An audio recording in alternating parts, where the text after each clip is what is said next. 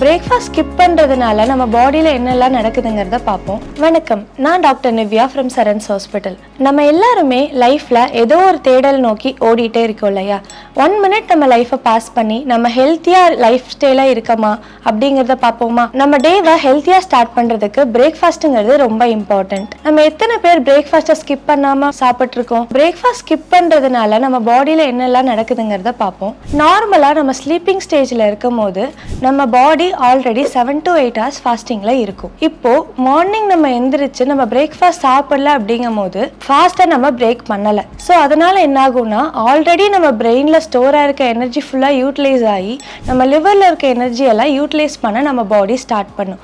So அதனால நம்ம பாடியில கார்டிசோல், அட்ரினலைன் அப்படிங்கிற மாதிரி ஹார்மோன்ஸ் எல்லாமே ஃபுல்லாக ரிலீஸ் ஆக ஸ்டார்ட் ஆகும். ஸோ அதனால் என்ன ஆகும்னா, இனிஷியேட்டாக நம்ம பாடியோட ப்ரெஷர் இன்க்ரீஸ் ஆகும், பிளட் ப்ரெஷர் இன்க்ரீஸ் ஆகும், பிளட் சுகர் லெவல் இன்க்ரீஸ் ஆகலாம். ஸோ இதனால கிராஜுவலாக என்ன ஆகும் அப்படின்னா, dizziness, irritation, mood swings, tiredness இந்த மாதிரி சிம்டம்ஸ்லாம் உங்களுக்கு வரலாம். ஸோ அதனால் எப்போவுமே நம்ம பிரேக்ஃபாஸ்ட்டை சாப்பிட்டுட்டு தான் நம்ம அடுத்த ஒர்க்குக்கு மூவ் பண்ணணும். So eat healthy, stay healthy.